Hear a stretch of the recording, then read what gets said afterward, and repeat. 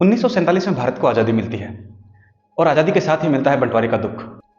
वो बंटवारा जिसमें लाखों लोगों को अपनी जान गंवानी पड़ी। और आज़ादी के लगभग 80 साल के बाद भी एक सवाल जो अक्सर सुर्खियों में रहता है वो यह है कि क्या किसी प्रकार से बंटवारे को आसान बनाया जा सकता था? क्या कोई ऐसा तरीका था जिससे लोगों को अपनी जान ना गंवानी पड़ती?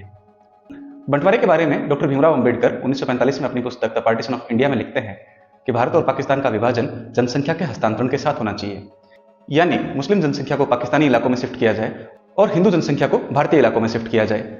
ये एक ऐसा तरीका है जिससे आने वाले समय में भी होने वाले विवादों को रोका जा सकता है। ये रास्ता थोड़ा सा अमानवीय जरूर लगता है, लेकिन इससे शायद बंटवारे के दर्द को कम किया जा सकता था। साथ ही वीडी सावरकर भी हिंदू और मुसलमानों के बंटवारे के पक्ष में तो थे, लेकिन वो भारत का बंटवारा नहीं चाहते थे। वो चाहते थे कि भारत एक हिंदू राष्ट्र बने जिसमें हिंदुओं के अलावा दूसरी सारी माइनॉरिटीज सेकंड क्लास सिटीजन के रूप में रहे। और वो भारत के बंटवारे को रोकने के लिए कुछ हद तक सिविल वॉर जैसी परिस्थितियों में जाने के लिए भी तैयार थे। और तीसरी तरफ कांग्रेस, जिसके पास वास्तविकता में सत्ता थी और जो इसको लेकर कुछ कर सकती थी, वो नहीं चाहते थे कि किसी भी प्रकार से अमानवीय तरीके से जनता का हस्तांतरण किया जाए, क्योंकि इससे अंतर्राष्ट्रीय स्तर पर भारत की छवि खराब होगी। और साथ ही वह भारत को एक धर्मनिरपेक्ष देश बनाना चाहते थे जिसमें सभी धर्म और जाति के लोग एक साथ मिलजुल कर रह सके। इसलिए वो जबरदस्ती किसी भी मुस्लिम व्यक्ति को पाकिस्तानी इलाकों में स्थानांतरित नहीं करना चाहते थे।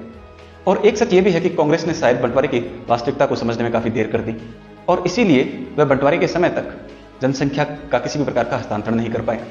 और इससे यह समस्या उत्पन्न हुई कि भारत और पाकिस्तान की आज़ादी की घोषणा के बाद लोगों को पता चला कि वह पाकिस्तान में रह रहे हैं या भारत में रह रहे हैं, और फिर अपने देश की तरफ भागते हुए लाखों लोगों को अपनी जान गंवानी पड़ी।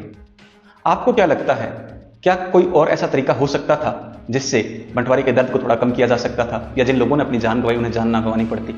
क्या डॉक्टर भीमराव अंबेडकर का जनसंख्या का हस्तांतरण का सिद्धांत सही साबित हो सकता था, या फिर जो कांग्रेस ने किया वही एक आखिरी उपाय था?